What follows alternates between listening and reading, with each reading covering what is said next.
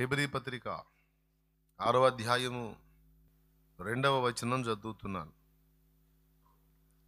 దేవుని యందలి విశ్వాసమును బాప్తిస్మములను గూర్చిన బోధయు హస్త నిక్షేపణమును మృతుల పునరుత్థానమును నిత్యమైన తీర్పునను పునాది మరలా వేయక. ప్రభునందు ప్రియులారా, గత కొన్ని వారాలుగా ఇదే వచనం నుంచి కొన్ని సందేశాలు మీతో పంచుకుంటున్నాను.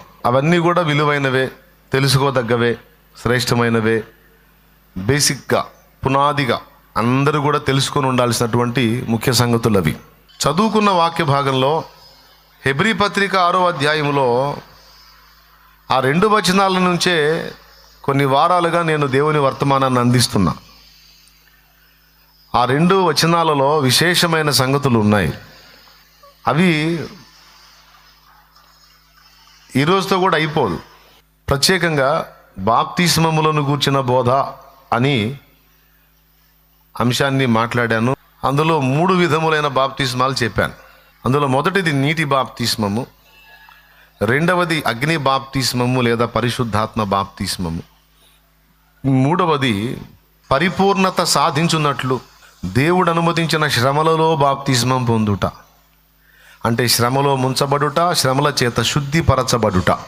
ఈ 3 బాప్తిస్మాలు మనకు క్లియర్గా కనపడతాయి లేఖనాధారంతో. ఎందుకంటే ఈ 3 యేసు ప్రభువే చెప్పాడు.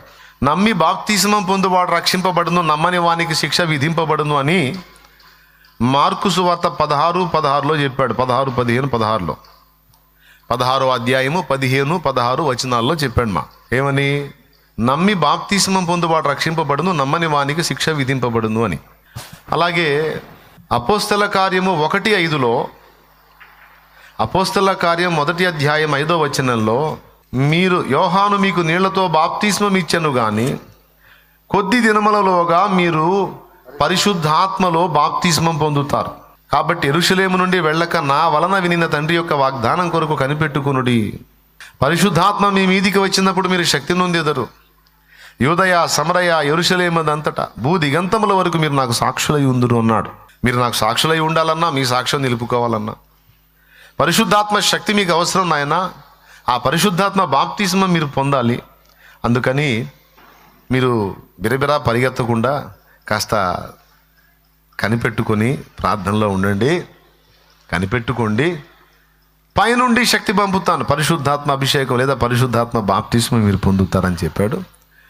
చెప్పిన ప్రకారం 10 దినాలకు వాళ్ళ మీద పరిశుద్ధాత్మ అభిషేకం కుమ్మరించబట్టం, వారందరూ పరిశుద్ధాత్మతో నిండిన వారై మానవాతీతమైన కార్యాలు జరిగించటం ఫలితంగా ఒక్క దినమందే ఒక్క ప్రసంగంలోని 3,000 మంది వరుసపెట్టి బాప్తిస్మం పొందటం మొదలైన కార్యాలు జరిగిన ఇది అగ్ని బాప్తిస్మం యొక్క ప్రభావం, అంటే పరిశుద్ధాత్మ బాప్తిస్మం. మూడవది శ్రమల బాప్తిస్మం అన్నాను. శ్రమల బాప్తిస్మం, శ్రమలు అనేవి లేని వాడికి ప్రమాదం. వినండి బాగా. శ్రమల బాప్తిస్మము మనకి దేవుడు అనుగ్రహించిన అదొక వరం. ముంచుట బాప్తిస్మం లాగానే, పరిశుద్ధాత్మ బాప్తిస్మం లాగానే శ్రమల బాప్తిస్మం కూడా మనకు దేవుడు అనుగ్రహించిన ఒక వరమే. మీలో శ్రమ పడుతున్న వాళ్ళు ఎంతమందో చేతులు ఎత్తండి. శ్రమ పడుతున్న వాళ్ళు ఎంతమందో చేతులు ఎత్తండి. దాదాపు ఇక్కడ ఉన్న వాళ్ళు అందరూ శ్రమలో ఉంది. నాకు అర్థం కాదు, యేసు ప్రభు సర్వశక్తుడు కదా, యేసు ప్రభువుని ఎరగని అన్యజనులు అంటే అగచాట్లు పడుతున్నారంటే అర్థం ఉంది. వాళ్ళకి దేవుడు తెలియదు, వాళ్ళు శ్రమల్లో ఉన్నారు అనుకోవచ్చు. అదే సర్వశక్తి గల దేవుడని పాటలు పాడతారు, రోషం గల దేవుడని భజన చేస్తారు, మోకాళ్ళుని ప్రార్థన చేస్తే ఏదైనా చేస్తాడని గొప్పగా చెప్తారు ఆయన గురించి. ప్రాణం పెట్టిన దేవుడు, ప్రేమ కలిగిన దేవుడు, గొప్ప దేవుడు, సర్వశక్తి గల దేవుడు, అంత దేవుడు, ఎంత దేవుడు, సృష్టికర్త, అది ఇదని 24 ముచ్చట్లు చెబుతారు. మరి ఇంత గొప్ప దేవుడు నీకు అగచాట్లు లేకుండా చేయలేడా? అన్యజనుల కంటే తెలియదండి, నీకు తెలుసు. పాపం పొద్దున్న లేచిన దగ్గర నుంచి మోకాళ్ళు వేసి ఏసయ్యా ఏసయ్యా ఏసయ్యా అంటున్నావు. అప్పులు తీరినాయా? నిందలు పోయినాయా? దొరికినాయా? అనుకున్నవి జరిగినాయా? అనుకున్నది ఒకటి, 5 ఇంకొకటి అవుతుంది. ఏదో అనుకుంటే ఏదో జరుగుతుంది, ఏదో అనుకుంటే ఏదో మారిపోతుంది. మరి ఎంత సర్వశక్తి గల దేవుడు, ఎంత నిజమైన దేవుడు, సుఖపెట్టాలి కదా మనకి ఏ బాధ లేకుండా. అది కదా అసలు నిజంగా. కానీ అగచాట్ల పర్వం కొనసాగుతూనే ఉంది, అవమానాల పర్వం కొనసాగుతూనే ఉంది, నిందల పర్వం కొనసాగుతూనే ఉంది, అప్పుల పర్వం కొనసాగుతూనే ఉంది, రోగాల పర్వం కొనసాగుతూనే ఉంది. ఏమయ్యా, మార్పు రావద్దు? యేసుప్రభు నమ్ముకుంటే మారాలా లేదా పరిస్థితులు? ఏం మార్పు ఏమో, అగచాట్లు కంటిన్యూ అవుతున్నాయి. అని నా ప్రశ్నకి మీ సమాధానం ఏంటి అంటే, ఏమోనన్నా మాకు కూడా అదే డౌటు అందురేమో. అయితే నేను చెప్తా, వినండి సమాధానం. ఎవరికి ఏ రూపంలో శ్రమ ఉన్నా, సమస్య ఉన్నా,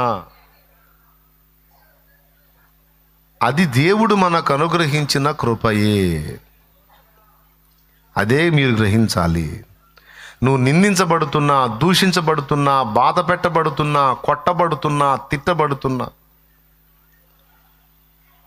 ఆర్థిక సమస్యల్లో నలుగుతున్నా, ఆహార లేమిని, వస్త్రహీనతను, తృణీకారాలను అనుభవిస్తున్నా, ఇవన్నీ జీవము గల దేవుని ఎరుక లేకుండా నీకు జరగవని మొదట గ్రహించాలి. ఆయన ఎరిగి కూడా నీకు ఈ సిచ్యువేషన్, ఇలాంటి పరిస్థితులు ఎందుకు అనుమతిస్తున్నాడు అనేది ప్రశ్న. ఎందుకంటే 100కి 100% మన మేలు కొరకే. అది ఎందుకో చెప్తాను నేను.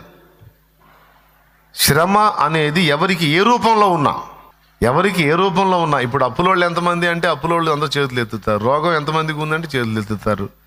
ఇంట్లో మనుషులు మారక ఇబ్బంది పడుతున్న ఎంతమంది అంటే చేతులు ఎత్తుతారు. పిల్లలు మాటినట్లేదు ఎంతమందికి చేతులు ఎత్తనంటే ఎత్తుతారు.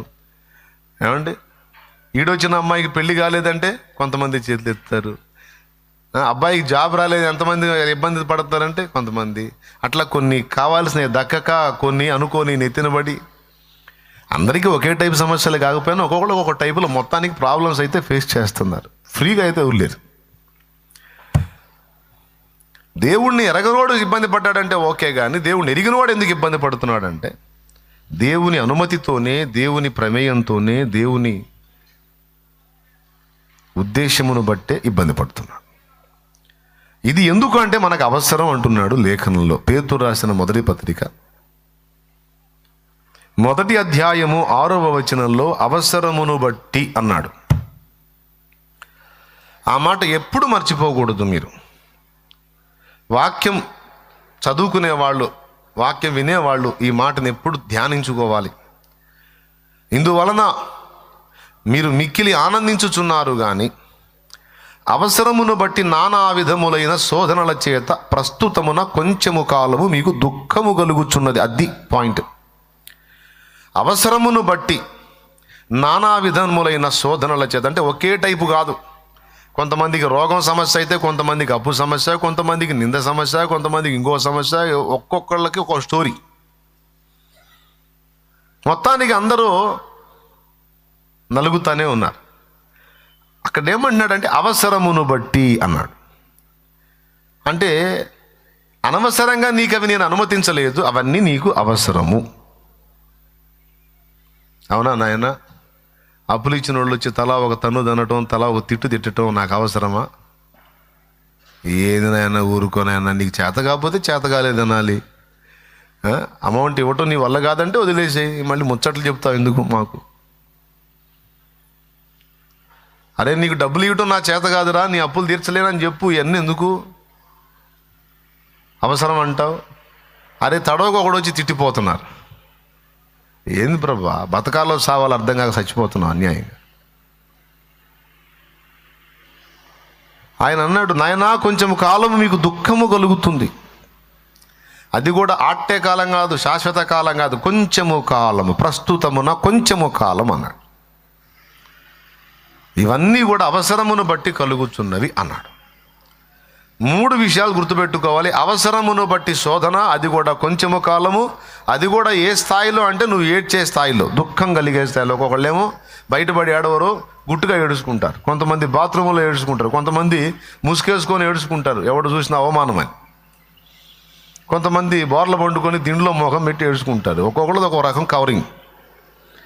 కొంతమంది ఈ ఫీలింగ్స్ ఏమి లేని వాళ్ళు డైరెక్ట్గానే ఏడుస్తారు. 3 చెప్పాడు ఏంటి? ప్రస్తుతమున, అవసరమును బట్టి, నానా విధములైన శోధనలు కలుగుతున్నాయి అన్నాడు ఒకటి. రెండవది, ఎంతకాలం అవి? శాశ్వత కాలము కాదు, కొంచెము కాలము. రెండు. మూడవది, ఏ స్థాయిలో అంటే ఏకదం దుఃఖం ఏడ్చే స్థాయిలో రావచ్చు. ఆ స్థాయిలో కూడా నీవు లోపల నలిగిపోయి దుఃఖాన్ని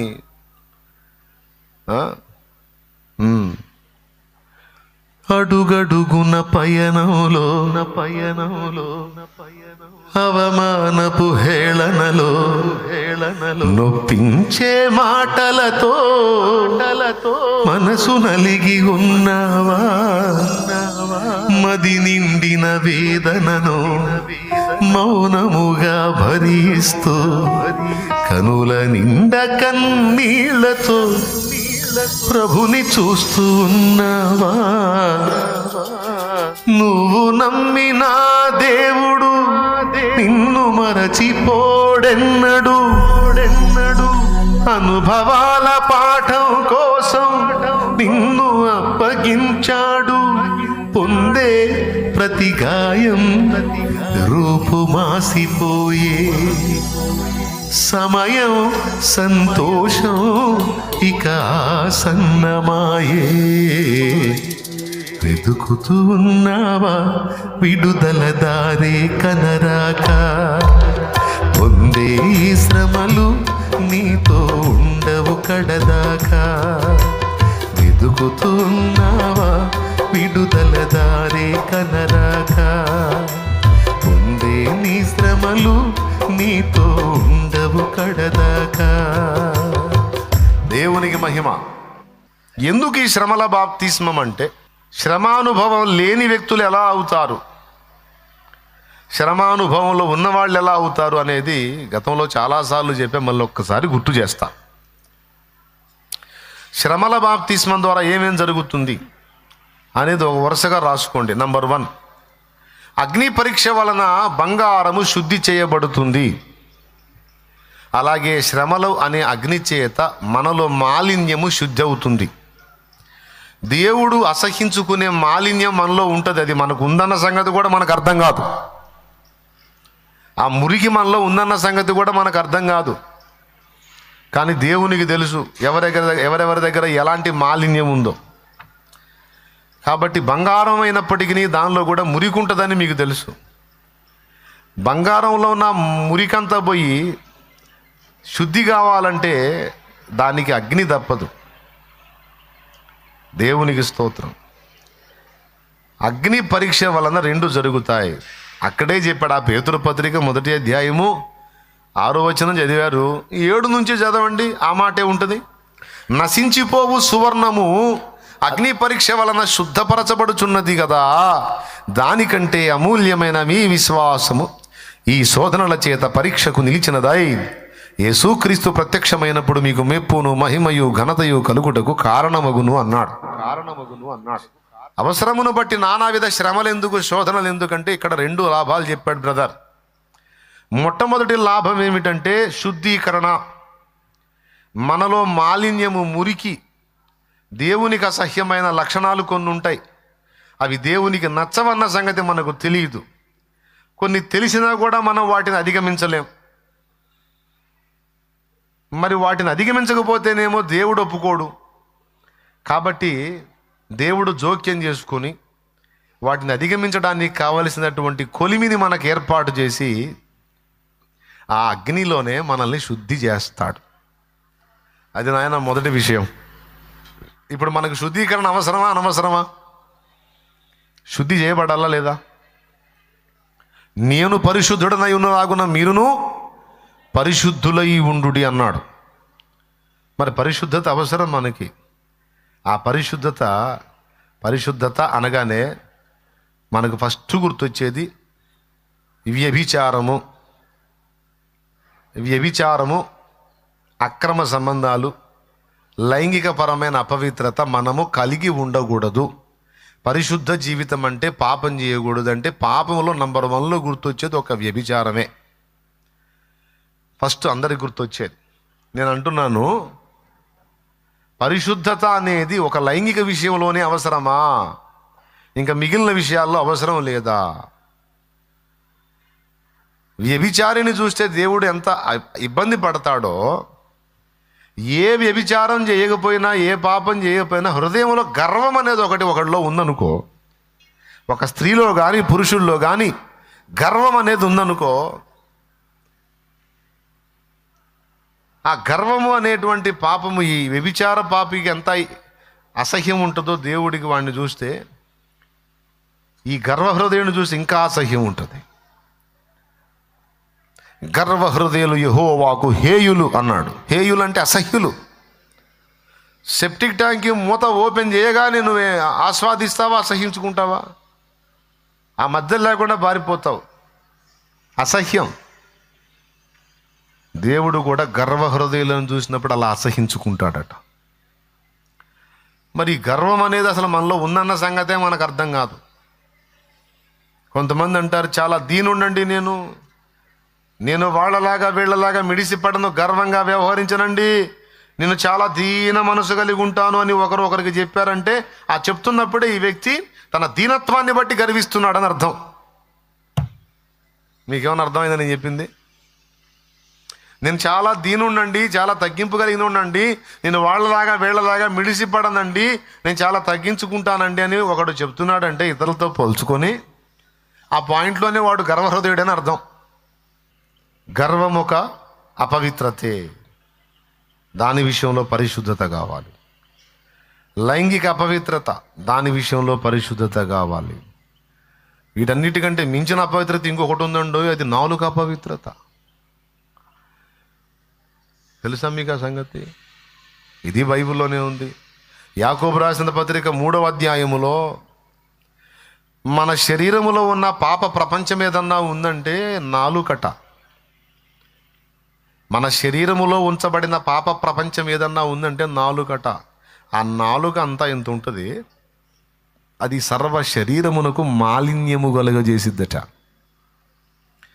అందుకే నోటి మాటలు ఏముందని అనుకుంటారు, నోరే కదా అని మాట్లాడుతూ ఉంటారు. ప్రతి మాటకి విమర్శ దినమున లెక్క చెప్పాలని మత్తయి సువార్త 12వ అధ్యాయం 36వ వచనం చాలా క్లియర్గా చెప్పాడు. రక్షణ అయినా ఆ నోటి మాటలోనే, శిక్ష అయినా ఆ నోటి మాటలోనే.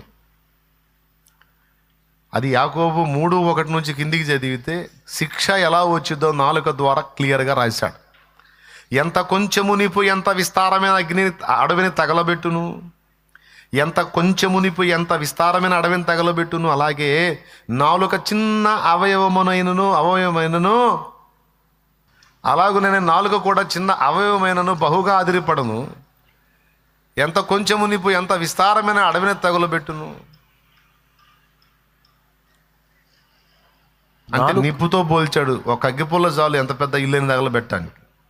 నాలుక చిన్న అవయవమైన అది విస్తారమైన అడవిని తగలబెట్టినట్టు మన సర్వ శరీరాన్ని నాశనం చేసే శక్తి నాలుకకుంది. ఇప్పుడు మాటల యొక్క అపవిత్రత, లైంగిక అపవిత్రత, నాలుక మాటల యొక్క అపవిత్రత, హృదయ గర్వం అనే అపవిత్రత, ఇలా చెప్పుకుంటూ పోతే అసూయ ఒక అపవిత్రత, మత్సరం ఒక అపవిత్రత, ద్వేషం ఒక అపవిత్రత, భేదములు, వాళ్ళు ఆ కులం అండి, వీళ్ళు ఈ కులం అండి, వాళ్ళు తెలంగాణ వాళ్ళండి, వీళ్ళు ఆంధ్ర వాళ్ళండి, ఈ భావాలు కలిగినోడు పాస్టర్ అయినా సరే, ఈ భావాలు కలిగినోడు పాస్టర్ అయినా సరే వాడు అపవిత్రుడే. వాడు దేవుని దృష్టికి శుద్ధుడు కాడు, హేయుడు. జాతి భేదము, కుల భేదము, ప్రాంతీయ భేదము,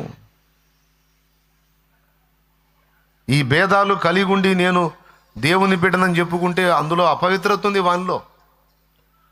ఇలాగను చెప్పుకుంటూ పోతే కొంతమంది ఇవేవి చేయరు, అల్లరి, కొంచెం అల్లరి, వెకిలి మాటలు, వెకిలి చేష్టలు చేస్తూ ఉంటారు. మళ్ళీ పరిశుద్ధులే ఆదివారం వచ్చి బలలో చేస్తారు. ఆ అల్లరితో కూడిన ఆటపాటలు, ఆ వెకిలితనం కూడా దేవుడు ఒప్పుకోడు. కొంతమంది వ్యభిచార పాపాలు ఏం చేయరు కానీ డబల్ మీనింగులు మాట్లాడుతుంటా, అది అపవిత్రతే. నేనేం వ్యభిచారం చేస్తున్నానా ఏంది, ఏదో కొంచెం అట్లా ఇట్లా చెప్పుకుంటూ పోతే మన శరీరంలో దాదాపు ఒక 25 నుంచి 30 దాకా వస్తాయి దుర్లక్షణాలు. అస్సలు ఇవేవీ లేకపోయినా మేలైనది చేయనెరిగి ఉండి అలాగూ చేయకపోతే కూడా పాపమే. దేవుడు అసహించుకునేవి ఏవి చేయకుండా నువ్వు కంట్రోల్ చేసుకున్నా, దేవుడు చెప్పిన మంచి నువ్వు చేయకపోతే అది కూడా పాపమే. ఇంకా సరిపోవాలా? ఒక వ్యక్తి ఉన్నారండి, ఏ పాపం చేయడు కానీ పుణ్యం కూడా చేయడు, ఎదుటోడికి అంత మంచి కూడా చేయడు. అదేంటంటే నేనే పాపం చేయట్లా, ఇంక నీకేంది? మరే పాపం చేయొద్దన్నాను, అలాగే దీనులకు దిక్కులేని వారికి అంత చేయి చాపమని కూడా చెప్పిన అవన్నీ నేను చేయను. నువ్వు పాపం చేయొద్దన్నావు, నేను మానుకున్నా అంతే. నువ్వు దానాలు ధర్మాలు చేయి, ప్రేమ చూపించు, వాళ్ళకి సాయం చేయను, నువ్వు అదంతా చెబితే నేను ఎట్లా చేస్తాను అది? అంటే దేవుడు అంటాడు, నీకు అది చెప్పాను, ఇది కూడా చెప్పాను. కీడును మానమని చెప్పాను, మేలును చెయ్యుట మానవద్దు అని చెప్పాను. దేవునికి స్తోత్రం కలుగునుగా. కీడు చేయవద్దు, మేలు చేయుట మానవద్దు, మేలు చేయుట యందు విసుగవద్దు. కాబట్టి ఇప్పుడు చెప్పండి, ఇప్పుడు మీ అందరిలో కొంతమందికి డౌటు, అన్న శ్రమలు మనల్ని శుద్ధి చేస్తాయి అన్నావు కదా, ఇక్కడ ఏ శుద్ధి నాకు అవసరం? నా దగ్గర అయితే నాకే అపవిత్రత లేదన్నా, కనీసం సినిమాలు కూడా చూడను నేను. ఇంకా చాలామంది విశ్వాసులు సినిమాలు చూస్తూ ఉంటారు, వాళ్ళ ఇళ్ళల్లో సినిమాలు వినపడుతుంటాయి. నా ఇంట్లో సినిమా పెట్టినా ఊరుకొని, పిల్లలు ఎప్పుడన్నా పెడితే బాధ పెడతాను. మరి ఇంకా నా దగ్గర ఏం అపవిత్రత అన్నా? నా దగ్గర ఏమి లేదు, నాకెందుకు ఇట్టు వచ్చిందని ప్రశ్నించడమే నీ అపవిత్రత. దేవునికి స్తోత్రం, హల్లెలూయా చెప్పండి. అర్థమైందా? నా దగ్గర ఏ తప్పు లేదు, నాకెందుకు ఇట్టయింది అని క్వశ్చన్ చేయటమే నీలో మురికి. అయ్యమ్మ ఇటు కూడా ఉందా అనుకోవద్దు, మరి అది కూడా కేసే. ఆ కేసు అది ఏబు చేశాడనమాట ఆ తప్పు. నేను పొరుగువాని భార్యను ఆశించలేదు, దిక్కులేని వారికి హెల్ప్ చేశాను, దీనులకు సాయం చేశాను, ఆ భాగ్యులకు అన్నం పెట్టాను, అన్యాయం అయిపోతున్న వాళ్ళని కాపాడి వాళ్ళకి న్యాయం చేశాను. ఇన్ని చేస్తే నన్ను ఇట్ట చేస్తాడా? అసలు ఏ తప్పు ఉందని నన్ను ఇట్ట చేశాడు, తేల్చాలా, ఆయనతో నా వ్యాజ్యం అన్నాడు. ఇంక దేవుడు ఏమంటాడండి? అయ్యే ఎగస్టాలు. అందుకే నేను ఇంత మంచివాడిని, అంత అంటే ఏంది, ఏబు ఇన్ని నీతి కార్యాలు చేస్తూ ఇవన్నీ హృదయంలో రాసుకున్నాడు. స్తోత్రం. పొరుగువాని భార్యను ఆశించట్లేదు, రైటు, ఆయన రైటు కొట్టుకున్నాడు. దిక్కులేని వాళ్ళకి చేయి చాపాను, రైటు. ఎవరెవరికి ఏమేం చేశాడో మొత్తం లిస్ట్ అవుట్ చేసుకొని, అయ్యమ్మో నాలాంటోడు ఇంకొకడు లేడు. దేవుడు కూడా అదే చెప్పాడు, ఏబు లాంటి వాడు భూమి మీద ఒక్కడు కూడా లేడు అని దేవుడు చెప్పాడు. మరి చెప్పిన దేవుడు ఏబుని ఎందుకు దరివేశాడంటే, దేవుడు చెబితే ఓకే కానీ ఏబు చెప్పుకున్నాడు. అది పాయింట్. ఎక్కడ చెప్పుకున్నాడంటే తన మనస్సులో, తన హృదయములో. గుర్తుపెట్టు, ఏ మెప్పైనా దేవుడు మనల్ని మెచ్చుకోవాలి కానీ మనల్ని మనం శబాష్ అనుకోకూడదు. అనుకుంటే పడిందే దెబ్బ. అన్నీ బాగున్నాయి, అన్నీ మంచిగా చేశాడు ఏబు, కానీ అన్నీ నేను మంచిగా చేశాను అని ఏబు హృదయములో అవన్నీ కూడా పదిలపరుచుకున్నాడు. అవన్నీ ఏబు హృదయంలో ఉన్నాయి కాబట్టి దేవుడు శ్రమకు అప్పచెప్పినప్పుడు బయటేశాడు అన్నీ. నేను ఎంత నీతిమంతుడో తెలుసా? ఆయనే అన్యాయస్తుడు, నాకు సంబంధం లేదు. ఎంత నీతిమంతుడంటే, నా పొరుగువాడి భార్యను కనీసం చూపు కూడా తప్పుడుగా చూడలా నేను. పొరుగువాని భార్యను నేను ఆశగా కూడా చూడలా. అలా ఆశించిన పొరుగువాని భార్య కోసం నేను వాని వాకిట పొంచిన, నా భార్య వేరొకని తిరగలి విసురుగాక అన్నాడు. అంటే అర్థం ఏంటో తెలుసా? అలాగ నేను పొరుగువాని భార్యను కాంక్షించి పొంచిన, ఆశించిన, ఆశతో చూసిన నా భార్య ఇంకొకటికి భార్య అయిపోవాలన్నాడండి. అంటే అంత నీతిగా బతికా. ఏందనుకున్నా? అట్లాంటి నన్ను వయమ్మో, ఎంత పరిశుద్ధుడు, ఎంత దయగలవాడు, ఎంత ప్రేమ గలవాడు, ఎంత యథార్థవంతుడు, ఎంత న్యాయవంతుడు. ఇవన్నీ హృదయంలో పెట్టుకొని ఇన్ని విషయాల్లో నేను నమ్మరు అనుకున్నా. ఇంకా ఏమైనా శేషాలు ఉంటే ఆ ఎఫెక్ట్ కూడా పనిచేయకుండా అనుదినం బలిస్తా. ఇంకెక్కడ నాకు ఇక్కడ తేడా ఆడని చెప్పు. ఇంత పర్ఫెక్ట్గా నేను ఉంటే నన్ను ఇట్ట చేస్తాడా? రమ్మను, వ్యాజ్యం ఆడుకుందాం. ఆయన రమ్మను, నేను కూడా వ్యాజ్యాన్ని దిగుతాను. మా మధ్యవర్తి కూడా తీర్పు చేయాలి. నేను తేడానో దేవుడు తేడానో తేలిపోదాం. అట్లయిన ఎడల సర్వశక్తుడు నాకు అన్యాయము చేసినని మీరు తెలుసుకొనవలెనన్నాడు. ఉందన్నమాట. ఆయన సన్నిధిలో నేను రాజుగా వెళ్తాను, ఆయన సముఖంలోనికి నేను రాజు వలె వెళ్తానన్నాడు తల ఎత్తుకొని. అంటే నా దగ్గర ఏ తప్పు లేదు, నేను అన్ని విధాలా నీతిమంతుడు. నిజంగా దేవుడు కూడా ఆ మాటే అన్నాడు. దేవుడు అంటే నడుస్తుంది కానీ మనల్ని గూర్చి మనం అనుకోరాదు. అనుకుంటే కేసు.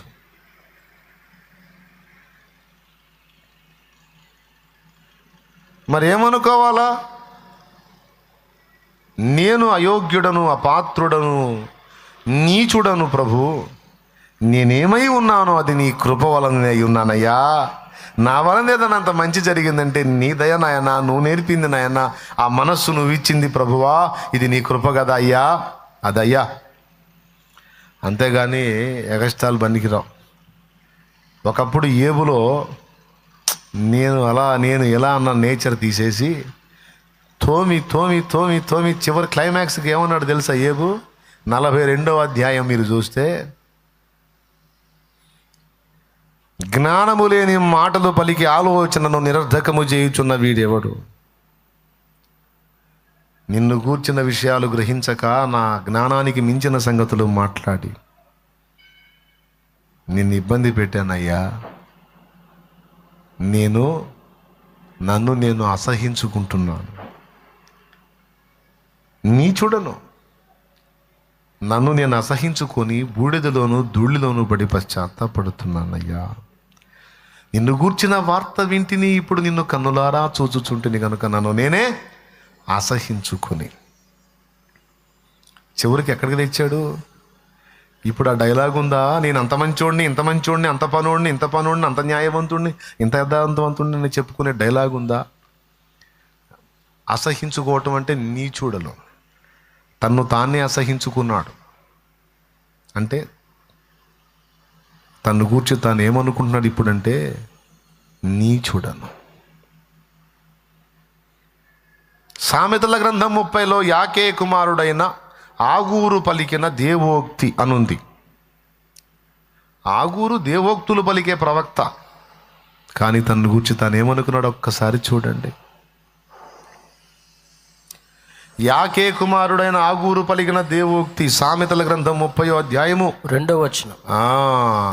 నిశ్చయముగా మనుషులలో నా వంటి పశుప్రాయుడు లేడు, నరులకున్న వివేచన నాకు లేదు. అబ్బాబ్బాబ్బా, దేవోక్తులను పలికే ఒక ప్రవక్త అంటున్నాడు నేను పశుప్రాయుడను అని. ఆదికాండం 18వ అధ్యాయంలో అబ్రహాము సొదొమను గూర్చి విజ్ఞాపన చేసినప్పుడు అన్నాడు, దుమ్మును ధూళిని ప్రభువు కోపపడని ఎడల ఇంకొక్క మారే మాట్లాడేదని అన్నాడు. చూడు, ఆదికాండము 18వ అధ్యాయము ఈ ప్రక్క పేరాలో ఉంటుంది నాన్న, నేను చూపిస్తాలే. ఆదికాండము 18వ అధ్యాయము ఇటు చూడండి, 27వ వచనం చదువు నాన్న. అందుకు అబ్రహాము, ఇదిగో ధూళియు బూడిదయునైన నేను ప్రభుతో మాటలాడ తెగించుచున్నాను. ఆగూరు అన్నాడు నేను పశుప్రాయుడునని, అబ్రహాం అన్నాడు ధూళియు బూడిద. నేనేమై ఉన్నానో తెలుసా అయ్యా? ధూళిని బూడిదనయ్యా. దావీద్ అన్నాడు, దేవా పురుగును, మిన్నల్లిని, ఒంటరి పిచ్చుకను,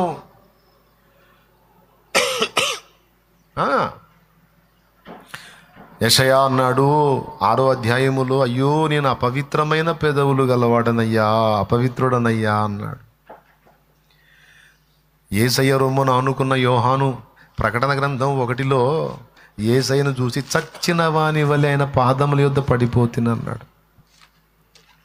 అయ్యా, మహాభక్తులు తమను గూర్చి తామేమన్నారయ్యా? ఒక ఆయన అంటాడు ధూళిని బూడిదని అంటాడు, ఒక ఆయన అంటాడు పురుగునయ్యా అంటాడు, ఒక ఆయన అంటాడు పశుప్రాయుడనయ్యా అంటాడు, ఒక ఆయన అంటాడు నీచుడనయ్యా అంటాడు, ఒక ఆయన అంటాడు ప్రధాన పాపినయ్యా అంటాడు.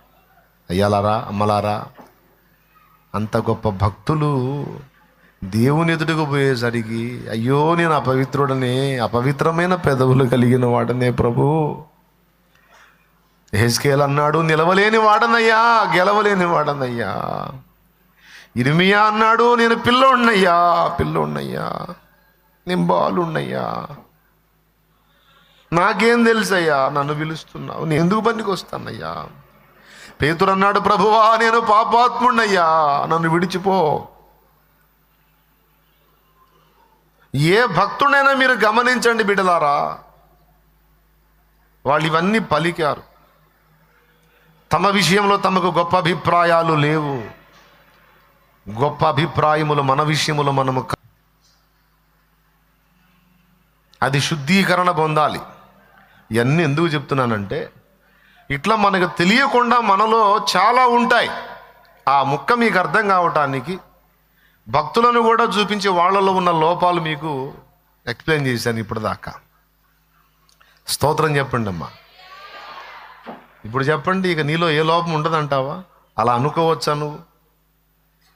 కాబట్టి నీకు తగ్గ శ్రమ నిన్ను శుద్ధి చేస్తుంది, ఆ లోపము నీలో లేకుండా, ఆ పాపం నీలో లేకుండా. అందుకే ఏమనాలి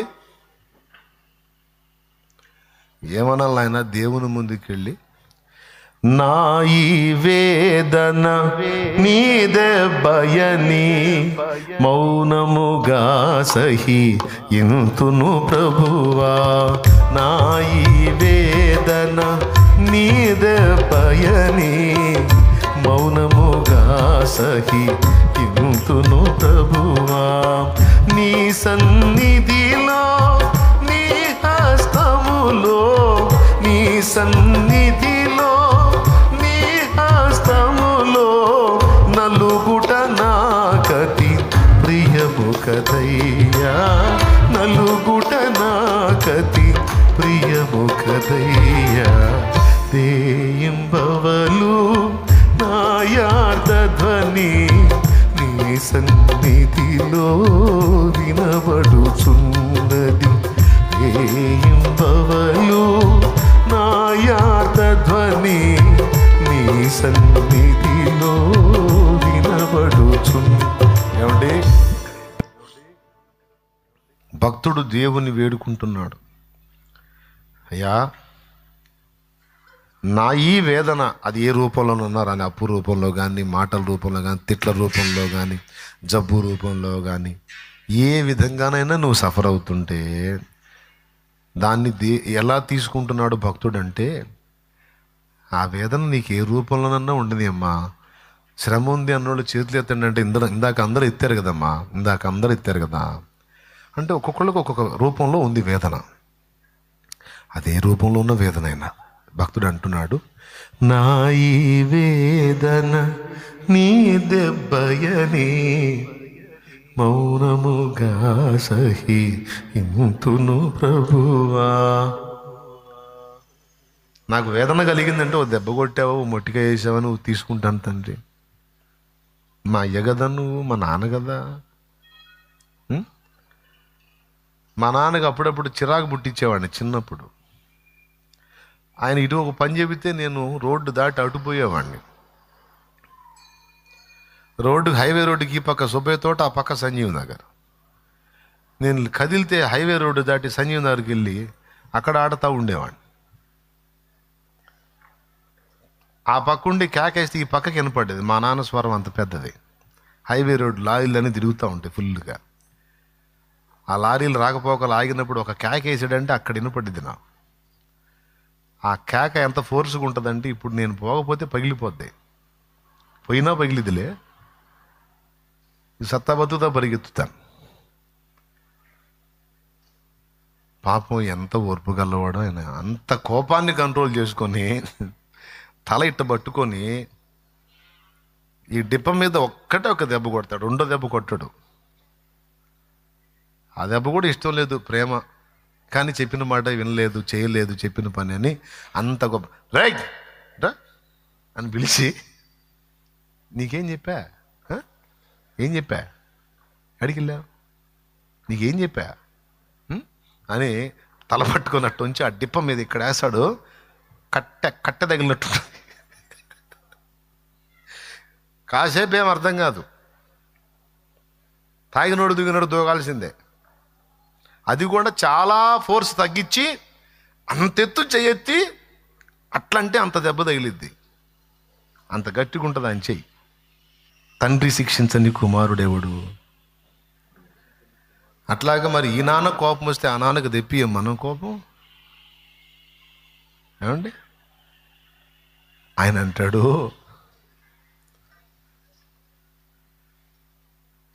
మహోద్రేకము గలవాడనై నిమిషమాత్రము నీ మీద కోపగించి తిని. చాలా ఉద్రేకం వచ్చింది, కోపం వచ్చింది, కానీ అది గట్టిగా ఒక గంట కూడా లేదు నీ మీద, నిమిషమే.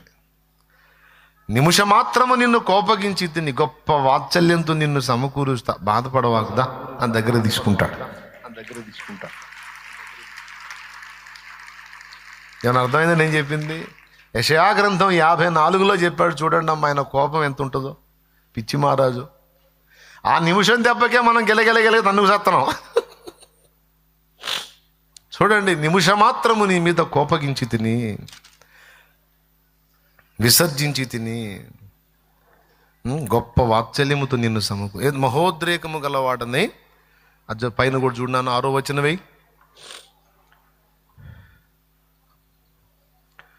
చదువు.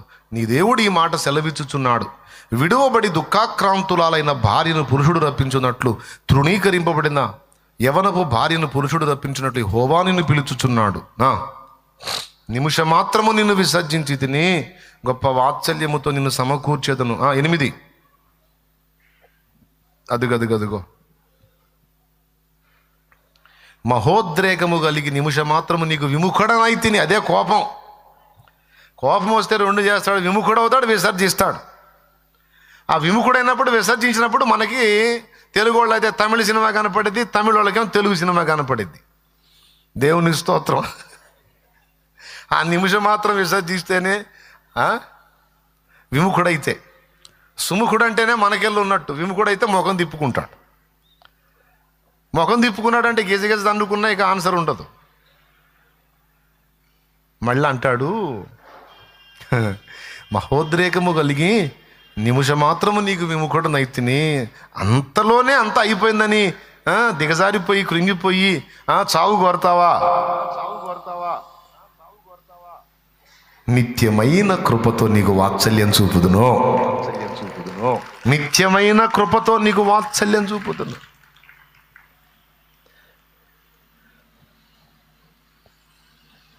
ఆశ్రయ దుర్గమా నా యేసయ్యా, నవజీవన మార్గము నన్ను ఊహించలేనే, నీ కృపలేని క్షణమును కోపించుచునే వాత్సల్యము నాపై చూపినావే. ఊహించలేనే నీ కృపలేని క్షణమును కోపించుచునే వాత్సల్యము నాపై చూపినావే. ఆశ్రయ దుర్గమా నా యేసయ్యా, నవజీవన మార్గమునా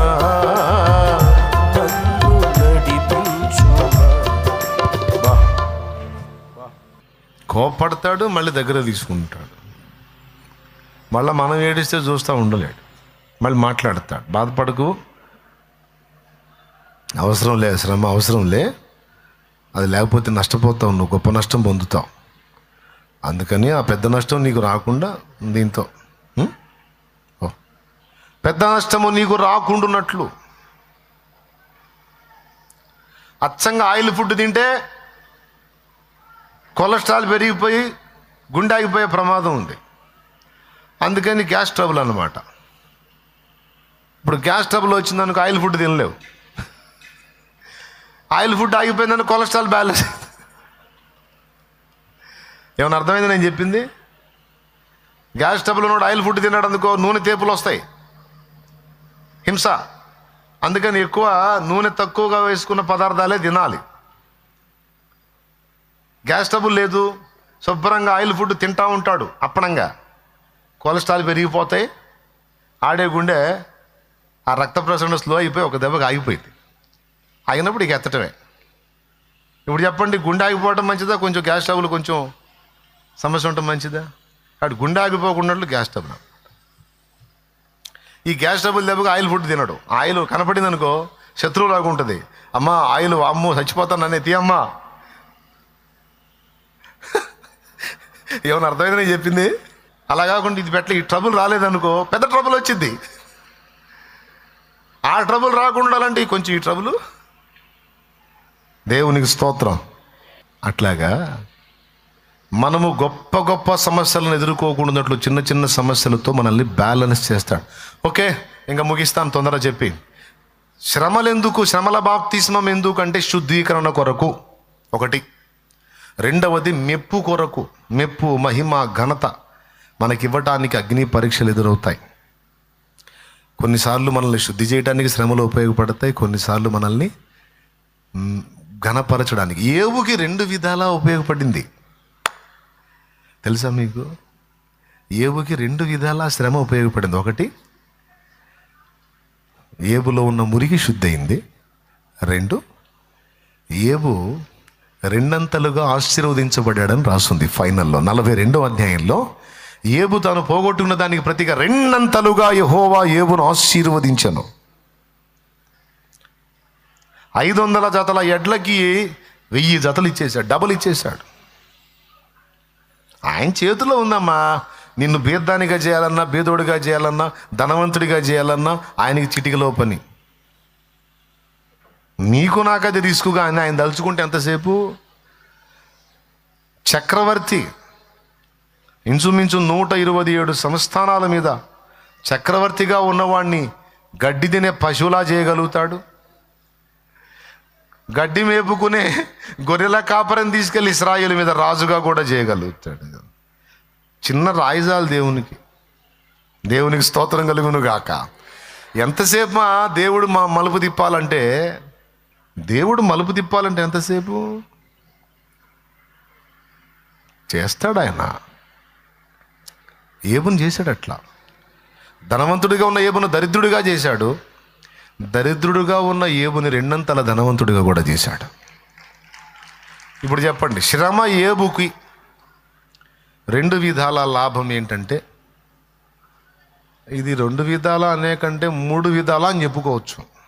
ఎందుకంటే నంబర్ 1 శుద్ధీకరణ, నంబర్ 2 అప్పట్లోనే 2 దీవెన, నంబర్ 3 ఆయన చరిత్ర పరిశుద్ధ గ్రంథంలోకి ఎక్కింది.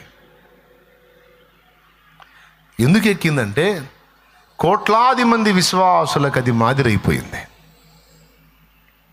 ఇప్పుడు చెప్పండి, ఆ శ్రమ 3 విధాల ఏబుకు దీవెనైంది. చూడండి, ఈరోజు నువ్వు నేను ఎదుర్కొనే ఈ శ్రమ, ఎవరు ఏ టైపు శ్రమ బాప్తిస్మం పొందారో అది నీకు బహుళ ప్రయోజనానికి కారణమవుతుంది. అందులో నంబర్ 1 మీరే చెప్పండి, శుద్ధీకరణ. నంబర్ 2 పరీక్షాకాలం పూర్తయిన తర్వాత 2 ఆశీర్వాదం. నంబర్ 3 మన చరిత్ర కూడా, మన అనుభవం కూడా ఇతరులకు సాక్ష్యం అవుతుందమ్మా. శాలేమన్న అనుభవాలు చెప్తున్నాడంటే మరి అవన్నీ అనుభవించబట్టే కదమ్మా ఈరోజు నేను అనుభవాలు చెప్పగలుగుతున్నాను. అనుభవాలు లేకపోతే ఏం పంచుకుంటానురా నేను? రేపు నీవు అనుభవాలు పంచుకోవటానికి నీ జీవితానికి అవి సాక్ష్యాలు అవుతాయి నాన్న, సాక్ష్యాలు అవుతాయి. 3 ఓకేనా? ఇంకా 4వది, నీవు హెచ్చిపోకుండా నిన్ను దీనుడిగా ఉంచడానికి శ్రమలు ఉపయోగపడతాయి. ఇంకా చాలా ప్రయోజనాలు ఉన్నాయి శ్రమలు ద్వారా. శ్రమల వలన నేర్చుకోగలుగుతాం. యేసయ్యే నేర్చుకున్నాడంట, శ్రమల వలన విధేయత నేర్చుకున్నాడని హెబ్రీ పత్రిక 5వ అధ్యాయంలో ఉంది. తాను పొందిన శ్రమల చేత ఆయన కుమారుడై ఉండి కూడా, చదువునానా హెబ్రీ పత్రిక 5వ అధ్యాయము 7వ వచనం చదువునానా. శరీరధారి అయిన దినములలో మహారోదనముతో కన్నీళ్లతోనూ తన్ను మరణము నుండి రక్షింపగలవానికి ప్రార్థనలను యాచనలను సమర్పించి భయభక్తులు కలిగి ఉన్నందున ఆయన అంగీకరింపబడిను. ఆయన కుమారుడై ఉండియు తాను పొందిన శ్రమల వలన విధేయతను నేర్చుకొనెను. శ్రమ వలన విధేయత నేర్చుకుంటాం, లోబడటం నేర్చుకుంటాం. మాస్లామణయ్య గారు పాడాడు కదా, లోతైన జలములలో లోతున వినబడు స్వరమా, లోబడుటను నేర్పించి లోపంబులు సవరించు,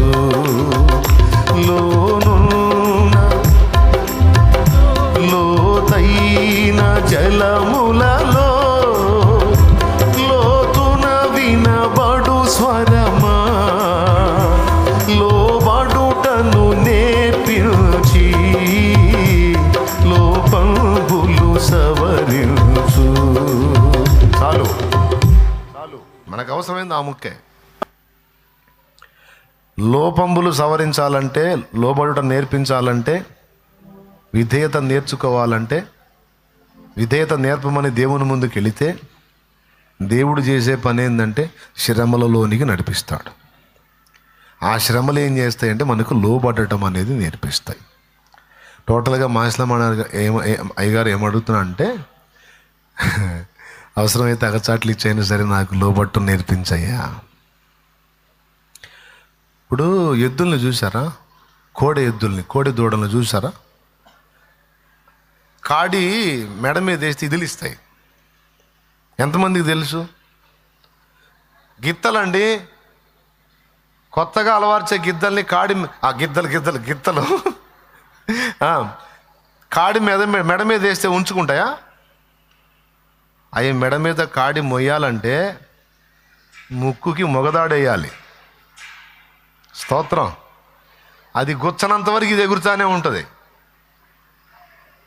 మొగదాడేసి కూర్చో, ఇక లాగు. ముక్కుతాడు అంటారు, మీకు మొగదాడు అంటే అర్థం కాదు. ముక్కుతాడేసి ఇక విలు ఎడు తిప్పితే అడు తిరిగిద్ది. అంటే అప్పటిదాకా లోబడటం అనేది నేర్చుకోదు. ఇది ఎప్పుడైతే గుచ్చి లాగుతామో సచ్చినట్టు లోబడదు. అట్లాగా ఒక్కొక్కళ్ళకి ఒక్కొక్క విధంగా ముక్కుతాడేస్తాడు అనమాట. అది విషయం. దేవునికి స్తోత్రం. అప్పుడు ఇక నువ్వు ఆయన ఏ జీవితం నేర్చుకుంటావు. అందుకే ఎంత ప్రేమో చూడండి, పని కొట్టుకొని మనల్ని శ్రమ కొలిమిలో గాలుస్తున్నాడు. ఎందుకు? ఆయన శిల్పకారుడై మనల్ని చెక్కటానికి, ఆయన పోలికగా మనల్ని మార్చడానికి. ఇట్లా శ్రమల బాప్తిస్మం వలన మనం నేర్చుకుంటాం, పరిపూర్ణులం అవుతాం, యేసు పోలికలోకి మారతాం. ఇవన్నీ దేవుడు స్టార్టింగ్లోనే అవగాహన కల్పించాడు కాస్తో కూస్తో.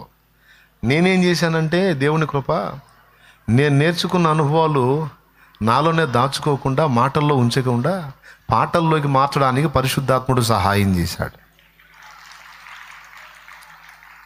అందుకే ఎక్కువ శాతం మాటలతో కాదు, పాటలతోనే చెబుతా ప్రసంగం ఎక్కువ శాతం. కాల్చబడకపోతే స్వర్ణం విలువ పొందలేదు, చీల్చబడకపోతే మేఘం వర్షాన్ని ఇవ్వదు. కాల్చబడకపోతే స్వర్ణం విలువ పొందలేదు, చీల్చబడకపోతే మేఘం వర్షాన్ని ఇవ్వదు. దున్నబడకపోతే భూమి పంటనివ్వలేదు, చెక్కబడకపోతే శిల్పం కాదు. శ్రమల కొలిమిలో కాలకపోతే యేసు రూపు రాదు. నువ్వు శ్రమల కొలిమిలో కాలకపోతే యేసు రూపు రాదు. నమ్మునిస్తమా, ఇది సత్యం, వీడబోకుమా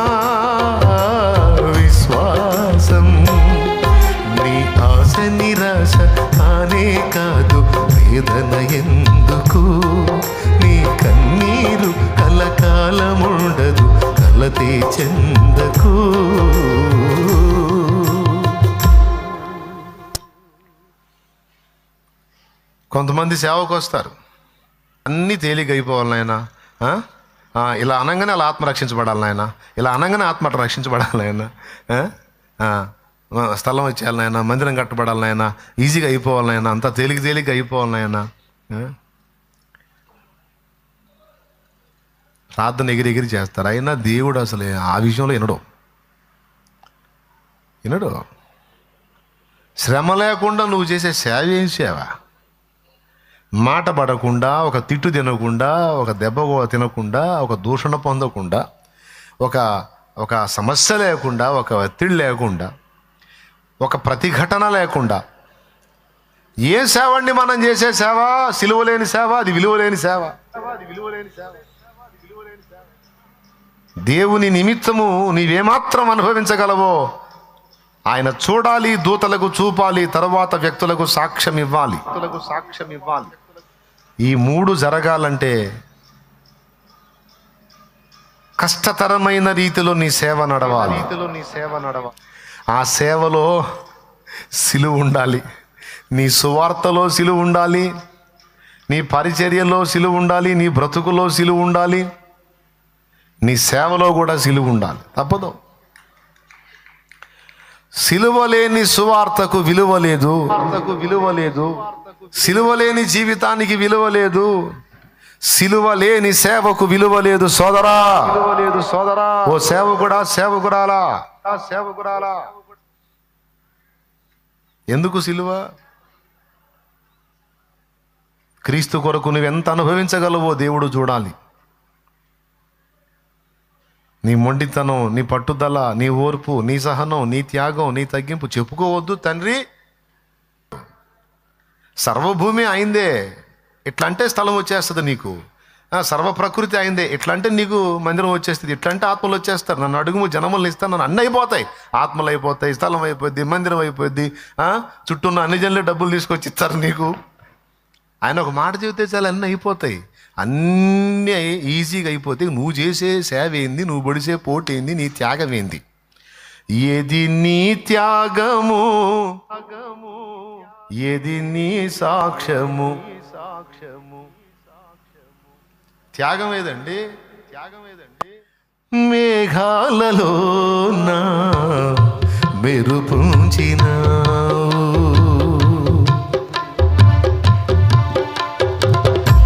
మేఘాలలో నా మెరుపుంచినావు, త్యాగాలయందేమా అనురాగాలుంచినావు, త్యాగాలయందేమా చాలునయ్య నీ కృప నా జీవితానికి. సాగిపోదు యేసయ్యా సాగరాలే ఎదురైనా, సాగిపోదు యేసయ్యా సాగరాలే ఎదురైనా, చాలునయ్య నీ కృప నా జీవితానికి. Praise the Lord. దేవునికి మహిమ కలుగును గాక. ఏమ్మా, దేవుడి నిమిత్తం నువ్వు ముందుకెళ్తే కొంతమంది నిన్ను తిట్టేటట్టు అనుమతిస్తాడు. తిడతారు వచ్చి, నువ్వు కూర్చొని ఏడుస్తావు. చూసావా ప్రభు ఎంత మాట అన్నారు, ఎంత మాట అంటావు. ఇంత మాత్రానికి ఏడుతారు, ఎరుమోహం దాన్ని. నీకు బహుమానం ఏమి ఇవ్వాలి నేను? కొంతమంది నిన్ను ముఖం మీదనే దూషించేటట్టు, కొంతమంది నీ సువార్తను అడ్డగించేటట్టు, కొంతమంది నీ ద్వారా జరిగే పనికి శత్రువులుగా మారి నీకు ఎదురు తగిలేటట్టు, నీ ఇంటి వారే నీకు శత్రువులు అయ్యేటట్టు, నీ సొంత వాళ్ళే నిన్ను ద్వేషించేటట్టు, వాళ్ళకి నిన్ను చూస్తే ఒక పురుగును చూసినట్టు ఉంటుంది, నిన్ను చూస్తే ఒక అసహ్యం, ఒక శత్రువే. నువ్వు కనపడితే శత్రువే. మళ్ళీ నువ్వు క్రీస్తులో లేనప్పుడు అందరూ నీకు గౌరవించారు, ప్రేమించారు, నీకు భయపడ్డారు. ఇప్పుడు క్రీస్తును బట్టి నిన్ను ఒక శత్రువుగా చూస్తారు. నీకు బాధ. ఒక్కోసారి కూర్చొని ఏడుస్తావు, ఎందునైనా నేను వాళ్ళకి చేసిన అన్యాయం, ఎందుకునైనా నన్ను మీద అంత విషపు చూపు నిలిపారు, అంత శత్రువుగా నన్ను చూస్తున్నారు, నా ఇంటి వాళ్ళే నాకు ఎందుకు ఇలా చేస్తున్నారయ్యా. మరి కొలిమి కావాలి కదమ్మా. మరి త్యాగం నీ ఓర్పు, నీ సహనం, నీ త్యాగం, నీ ప్రతిష్ట, నీ భారం. మరి ఇవన్నీ లేకుండా అసలు ఏ సేవ ఎందుకు అవుతుంది? సేవ అంటేనే త్యాగమే నాయనా. క్రీస్తు కొరకు బ్రతకడం అంటేనే ఒక త్యాగంతో కూడిన, సవాలుతో కూడిన వ్యవహారమే. ఎందుకు నాయనా నేను అందరికి శత్రువునయ్యానంటే అది క్రీస్తును బట్టి అయితే ఇంకా ధన్యత, సేవను బట్టి అయితే ఇంకా ధన్యత. 100 మంది కలిసి పచ్చి తిట్లు నన్ను తిట్టారు అనుకుందాం. రేపు ఆయన ముందు నిలబడినప్పుడు వీడు నా కోసం ఎన్ని దూషణలు పొందాడో తెలుసా? రా నా కుమారుడదా, చాలా దూషణ పొందావు నాయన, ఇదిగో ఆ దూషణకు ప్రతిగా నీకు భూషణ ఇస్తున్నాను అంటాడు. దూషణలన్నీ భూషణములుగా. ఏమండి ఇదంతా ఎందుకంటే యేసయ్య కూడా చిటికలో అందరినీ రక్షించగలడండి, కానీ ఆ చిటికలో రక్షించలేదండి, సిలువనికి రక్షించాడండి.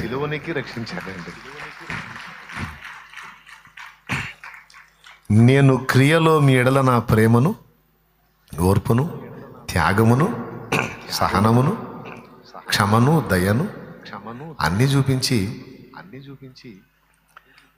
ఈరోజు మీ మెప్పుకు నేను కారణమయ్యాను కదా, మీరు నన్ను మెచ్చుకుంటున్నారు కదా.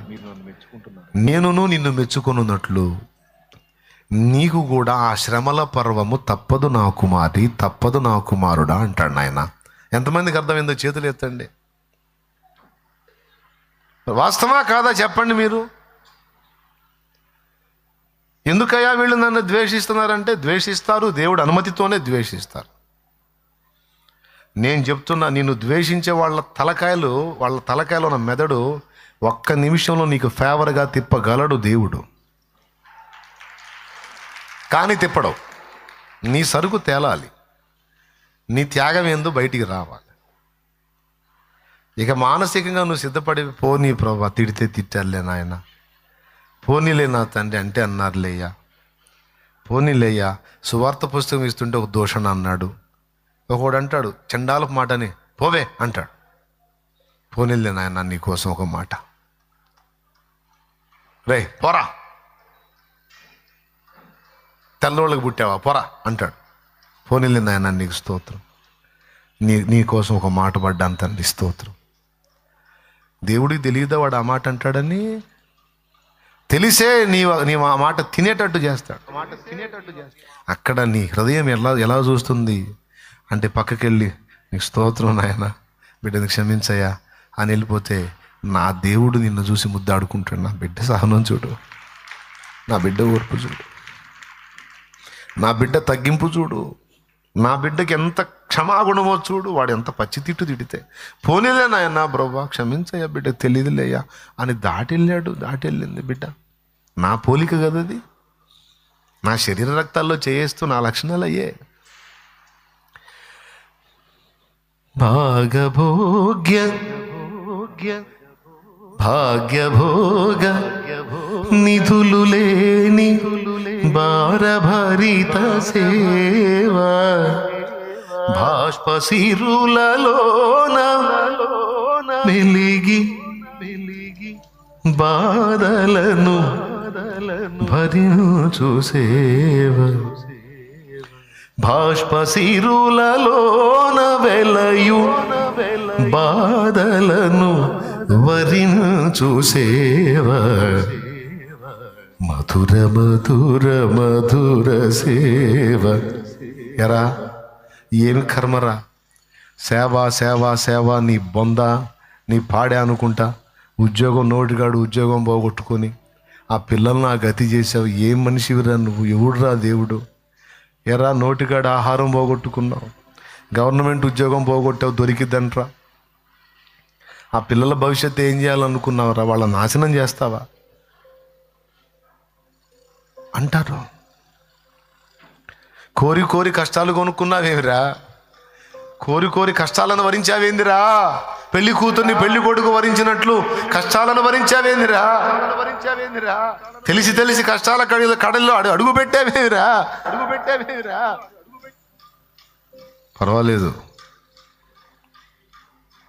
నేను పూర్తికాలం ఆయన సేవలో ఉండాలి, ఇంకొంచెం సౌకర్యవంతంగా నా తండ్రి పని చేయాలంటే అది నాకు అడ్డుబండ అయింది. నేను అక్కడ ఉద్యోగం చేస్తే యజమానుడు నాకు జీతం ఇస్తాడు, దానికి రాజీనామా ఇచ్చి నా ప్రభులో నేను ఉద్యోగం పొందాను, నా ప్రభు జాబ్ చేస్తున్నాను. ఆ యజమానుడు నమ్మకంగా ఇచ్చినప్పుడు అంతకంటే లెక్క ఎట్లు ఎక్కువ శ్రేష్ఠుడు నా యజమానుడు. పెడతాడు, నాకు పట్టడు అన్నం పెడతాడు, ఆ విశ్వాసం నాకుంది. ప్రస్తుతం కొంచెం కాలం నేను నా తండ్రి పరీక్షలో ఉన్నాను. కొంచెం నేను పరీక్షలో పాస్ అయితే నా తండ్రి నాకు ఏది తక్కువ చేయటం, నా తండ్రి నాకు కావలసినవన్నీ ఇస్తాడు, నేను ఓర్చుకుంటాను. ఇప్పుడు మీరు చూస్తున్నారు ఇట్లా ఉన్నానని అంటున్నారు మీరు, కానీ నేను వదిలేసిన జాబు కంటే ఉన్నతమైన జాబు దైవసేవ. అరే వాడు అంతలా తిట్టాడు నిన్ను, వాడి దగ్గరికి పోయి మాట్లాడుతున్నావు నువ్వు సువార్త నీ బొంద అని, వాడు అంతన పచ్చి తిట్లు తిడుతున్నాడు నిన్ను. నా తమ్ముడు కదా, నిన్ను చూస్తుంటే నాకు బాధగా ఉందిరా. పోనీలేనా, తెలిస్తే తిడతాడా? తెలియకనేగా. ఒకప్పుడు తెలియనప్పుడు నేను అంతే విర్రవీగాగా, తెలిసిన తర్వాత నేను మారలేదా? అతను కూడా మారతాడులే. అరే నవ్వుతా మాట్లాడుతున్నావు, నీకు సిగ్గు అనిపించట్లేదంటరా? వాడు అంతున్నా నీ ముందే నీ ముఖం మీద అంతలా మాట అన్నాడే, అసలు నవ్వెట్టవుతుందిరా నీకు? నేనైతే సస్తారా, పోయి ఏ బాయిలోనూ దూకి సస్తారా? నవ్వుతున్నావేందిరా నువ్వు? చిరునవ్వు నవ్వుతున్నావేందిరా? నాకు నీ రోషం ఏమైందిరా? ఆ మాట నుండి ఎగిరి తన్నాలి కదరా నువ్వు. చిరునవ్వు నవ్వుతున్నావు, సిగ్గు ఎక్కడ పోయిందిరా నీకు? చచ్చిపోవాలనిపిస్తుందిరా నాకు నిన్ను చూస్తుంటే. సిలువమూర్తి కృపను జాట సిగ్గుపడని సేవ, సిలువ నిందలను భరించి శిరము వంచి మురియు సేవ,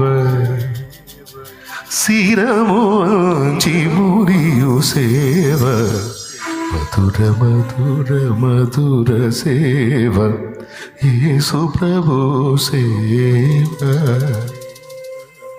పిచ్చి పట్టిందిరా నీకు సావు, పిచ్చి పట్టిందిరా నీకు సావురా, అటనే సావు. నాకు కనపడక నీ ముఖం నాకు చూపించకరా, కడుపు రగిలిపోతుంది. ఎట్ట పుట్టావు? నా తమ్ముడిగా పుట్టావు, ఎట్ట పుట్టావే నువ్వు? నాకు చెల్లిగా పుట్టావు, నా కర్మగాలి దరిద్రపు దాన్న. ఎట్ట పుట్టావి? నేను అక్క అనాలంటే అన్న అక్క అనాలంటే నాకు రగులుతుంది, నా కడుపు అంట. నా ముందు కనపడబా, ఎవరే నువ్వు? అడక్క తిని దానిలాగా కొంపలం పెట్టి తిరుగుతాను అమ్మాయి అనుకుంటా. ఏం కర్మే నీకు? నమ్ముకున్నావు సరే, యేసుప్రభువుని నమ్ముకున్నా, ఉండవు నీ ఇంటో నువ్వు ఉండవు, కొంపలం పెట్టి తిరిగి చెబుతావే పనికి మాలిందాన్ని. నా ఇంటి ముందుకు వచ్చాడు మరి చెప్పుతో కొడతావా? అనిపించుకున్న అక్కలు ఉన్నారు, అనిపించుకున్న చెల్లెళ్ళు ఉన్నారు, అనిపించుకున్న తమ్ముళ్ళు ఉన్నారు, అనిపించుకున్న అన్నలు ఉన్నారు, అనిపించుకున్న తల్లులు ఉన్నారు, తండ్రులు ఉన్నారు. ఆయన లెక్క చేయాల. లోకంలో పోతే లోకులు,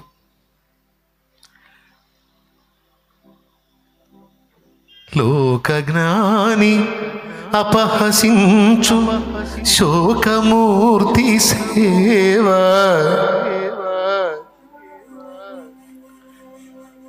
లోక నిందలను భరించి లోకమును ప్రేమించు సేవ, లోకమును జయించు సేవ, మధుర మధుర మధుర సేవ, యేసు ప్రభు సేవ, మధుర మధుర. నీ తల్లి నిన్ను తిడితే 100 మంది తల్లులు నీకు వచ్చేస్తారంతే యేసు నామములో. నీ తండ్రి నిన్ను తిడితే 100 మంది తండ్రులకు బిడ్డవైపోతావు. నువ్వు ఎట్లా అంటే అంతమంది నా కూతురు అమ్మ నువ్వు, నా తల్లివమ్మ, నా బంగారం అమ్మ నువ్వు అనే అయ్యలు ఎంతోమంది నీకు అందుబాటులోకి చేస్తాడు నా యేసయ్య. నీ కన్న తండ్రి గుండెల్లో నీకు ప్రేమ దొరకకపోతే 100 మంది తండ్రిలాగా నిన్ను ప్రేమించే వాళ్ళని, నిన్ను ఆదరించే వాళ్ళని యేసు సేవలో నీకు ఇస్తాడు. నా నిమిత్తము తన తల్లినైనను, తండ్రినైనను, అక్క చెండండైనను, అన్నదమ్ములనైనను, ఇండ్లనైనను, భూములనైనా సమస్తం నా నిమిత్తం తన ప్రాణము సహా ద్వేషించినవాడు 100 రెట్లు ఇహమందును పరమందును కూడా పొందుతాడు అన్నాడు. మర్చిపోయారా ఆ మాట?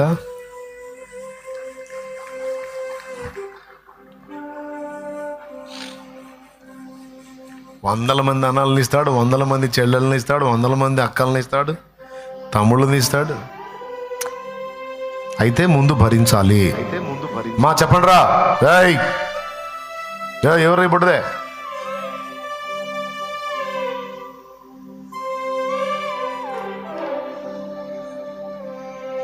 వందల మందిని ఇస్తాడు. అమ్మా చెప్పండి. ఇప్పుడు ఈ రకంగా దేవుని పనిలో ముందు శ్రమ పడాలి, ఆ తరువాత నీ సంగతి దేవుడు చూడాలి. తమ్ముడా, ఇది ఫైనల్. చూడాలి, మాటలు పడాలి, తిట్లు పడాలి, దెబ్బలు తినాలి అవసరమైతే. ఎన్ని బాధలైనా పడాలి. అక్కడ మన త్యాగం, ఓర్పు, సహనం, దేవుని ఎడల మనకున్న ప్రేమ, ఆత్మరక్షణ కొరకు మన గుండెల్లో ఉన్న భారం మొత్తం నా తండ్రి చూస్తాడు. నా తండ్రి చూసి నిన్ను మెచ్చుకొని ఇక చాలు అని ఆయనకు అనిపిస్తే అప్పుడు తిప్పుతాడు జనాన్ని నీ వైపు. అప్పుడు తిప్పుతాడు. ఆ తిప్పిన నాడు నిన్ను తిట్టిన వాళ్ళు కూడా వచ్చి వందనాలు చెప్తారు. అయ్యా ఇట్లా అనుకోలేదురా. ఏబు శ్రమ కొలిమిలో ఉన్నప్పుడు కుటుంబీకులు ఎవ్వరూ రాలేదు. శ్రమ కొలిమి తీరిన తర్వాత దేవుడు వారి హృదయాలను ఏబు తట్టు తిప్పిన తర్వాత అక్క చెండ్రెండ్రు అన్నదమ్ములు అందరూ వచ్చారట.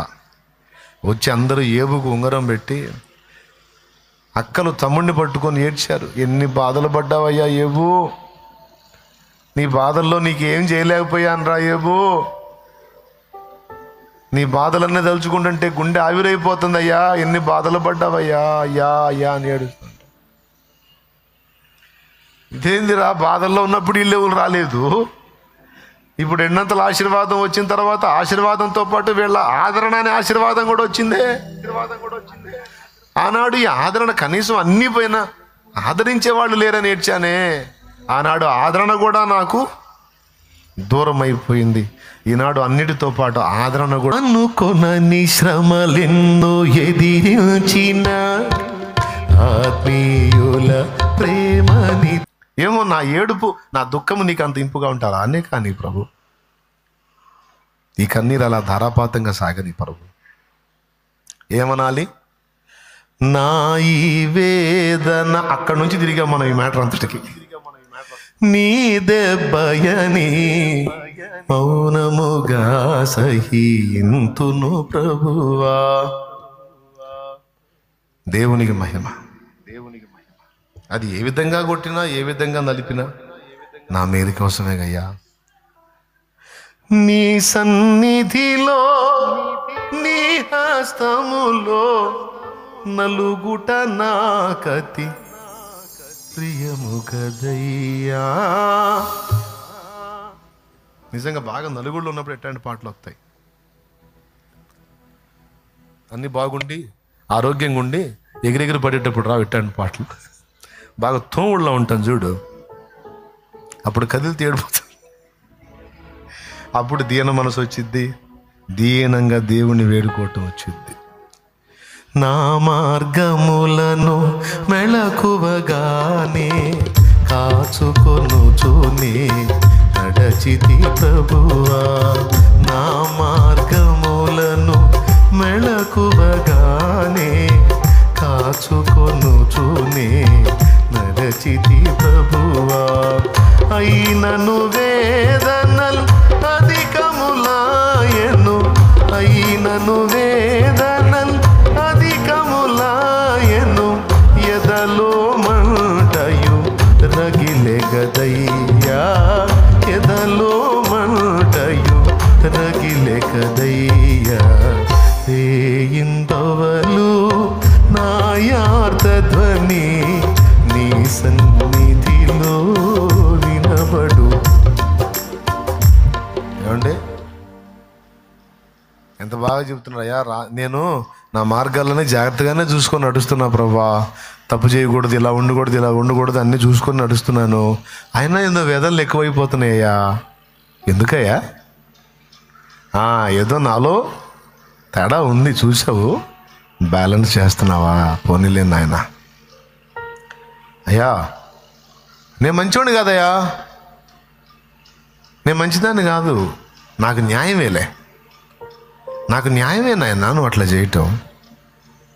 నిన్ను నిందించనయ్యా, ఒక్క మాట కూడా విన్నాను. బాల్యము నుండినే దోషిని ప్రభువా, నరుల కన్న నీచుడనేనయ్యా. బాల్యము నుండినే దోషిని ప్రభువా, నరుల కన్న నీచుడనేనయ్యా. నీ చెంతకు రాగూడని వాడను, నీ చెంతకు రాగూడని వాడను, మంటిలో దూరలేడు పురుగునయ్యా, మంటిలో దూరలేడు పురుగునయ్యా. రేయింబవలు నా యాత ధ్వని నీ సన్నిధిలో వినబడుచున్నది. రేయింబవలు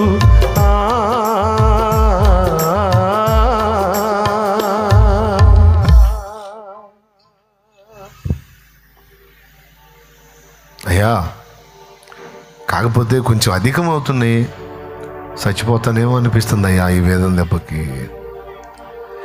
నువ్వు నాకు ఈ వేదన ఇవ్వటం నాకు ఇష్టమేలే, కానీ ఎందుకంటే నీ చేతిలో నలగొట్టబట్టం కంటే నాకు ఉత్తమమైంది ఏముంది?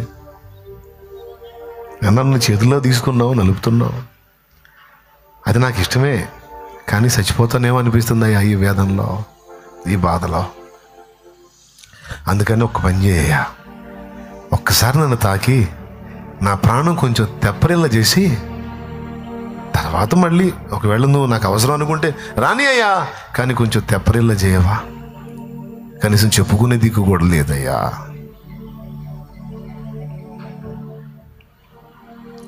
అర్థం చేసుకునే మనుషులు లేరయ్యా, ఆదరించే హృదయాలు లేవయ్యా. అయ్యా, ఏకాకిని వ్యధితుడనయ్యా, అధికంబులు నా గాయములయ్యా. చాలా గాయాలైపోయినాయి ప్రభువా, రకరకాలుగా నల్లగొట్టబడ్డాను, నీరసం అయిపోతున్నాను. ఈ వేదన దెబ్బకి నా ప్రాణం పోయిద్దేమో అనిపిస్తుంది. ఇన్ని గాయాలు మరి తట్టుకుంటా కానీ శక్తి లేదు, నాకు శక్తిని అయ్యా. ఏకాకిని వ్యధితుడనయ్యా, అధికంబులు నా గాయములయ్యా. యాత్ర ముగియకనే అంటే చచ్చిపోకముందే, యాత్ర ముగియకనే మునుపొకసారి తెప్పరిల్లగా నన్ను జేయగదయ్యా, తెప్పరిల్లగా నన్ను చేయగదయ్యా. రేయింబవలు నా యాత ధ్వని నీ సన్నిధిలో వినబడుచున్నది. రేయింబవలు నీ సన్నిధిలో వినబడుచున్నది. కరుణ తోడనొక మారునా దేశ, కరుణ తోడనొక మారునా దేశ, వీక్షించగదే యేసు ప్రభువా, వీక్షించగదే యేసు ప్రభువా. రేయింబవలు